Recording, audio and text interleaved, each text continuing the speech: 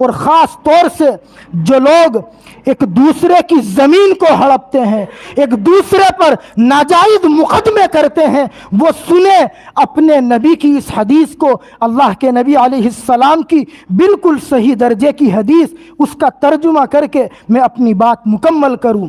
بخاری شریف میں 2453 نمبر کی حدیث، میں اس کی سند کے ساتھ اس کا ترجمہ کرتا ہوں۔ اکثر علماء اس کے متن کو نقل کرتے ہیں تاکہ بات پوری سمجھ میں آئے۔ حضرت یحییٰ ابن کثیر رحمۃ اللہ علیہ یہ فرماتے ہیں کہ مجھ سے محمد ابن ابراہیم رحمۃ اللہ علیہ نے یہ بات بیان کی کہ ان سے ابو سلمہ رحمۃ اللہ علیہ نے یہ بات کہی تھی کہ میرے اور کچھ لوگوں کے درمیان میں ایک مسئلے کو لے کر کے جو زمین کا مسئلہ تھا، کچھ آپس میں لڑائیاں چل رہی تھی۔ کون کہتے ہیں؟ ابو سلمہ رضی اللہ تعالیٰ عنہ کہ میرے اور کچھ لوگوں کے درمیان میں ایک لڑائی جھگڑا تھا، اور لڑائی جھگڑے کی بنیاد تھی ایک زمین کا مدعا۔ یہ فرماتے ہیں کہ میں نے حضرت عائشہ رضی اللہ تعالی عنہا کے سامنے اس قصے کا تذکرہ کر دیا۔ کس قصے کا؟ کہ میرے اور کچھ لوگوں کے درمیان میں ایک زمین کو لے کر کے جھگڑا چل رہا ہے۔ حضرت عائشہ سے، آپ جانتے ہیں حضرت عائشہ کون ہے؟ اللہ کے نبی کی سب سے لاڈلی بیوی، نہ جانے کتنی حدیثیں اس امت تک پہنچانے والی وہ کہتی ہیں، اور کیا کہتی ہیں اس کو ہم غور سے سنیں، اور وہ لوگ سنیں جو دوسروں پر ناجائز مقدمے کرتے ہیں، زمینیں ہڑپتے ہیں۔ ان سے حضرت عائشہ رضی اللہ تعالی عنہا نے فرمایا تھا کہ اے ابو سلمہ، ذرا غور سے سنیں، اے ابو سلمہ اجتنب الارض، زمین کے مسئلے میں بچ کر کے رہنا۔ دوبارہ سنیے ترجمہ، اے ابو سلمہ زمین کے مسئلے میں بچ کر کے رہنا، اللہ سے ڈرتے رہنا۔ اور آگے فرمایا تھا کہ یاد رکھنا، من ظلم قید شبر من الارض، کہ جس کسی نے کسی کی زمین ایک بالشت بھی قبضے میں ظلمن لے لی۔ کیا فرمایا؟ ایک بالشت زمین اگر کسی نے ناجائز طریقے سے کسی کی اپنے قبضے میں لے لی، ایک بالشت کا لفظ حضرت عائشہ نے استعمال کیا۔ ایک بالشت زمین ہوتی کتنی ہے؟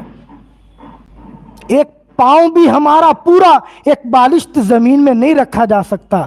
گھر اور مکان بنانا تو بہت دور کی بات، آپ نے بہت کم درجے کی زمین کی مثال دی۔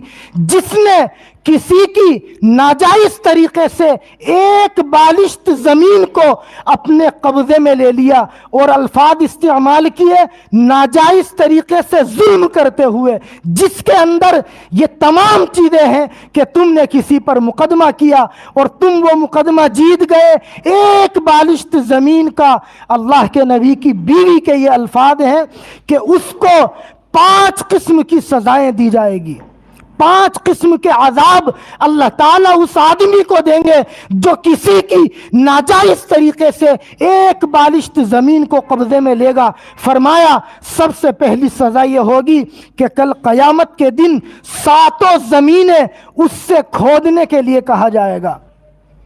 اب آپ بتلائیے، جو لوگ دوسروں کی زمینیں قبضاتے ہیں وہ تو سب مالداری ہوتے ہیں، ان پہ تو پھاوڑا پکڑنا بھی نہیں آتا، عام طور سے پیسوں والے ہوتے ہیں، ان سے کہا جائے گا 7 زمینیں کھودو۔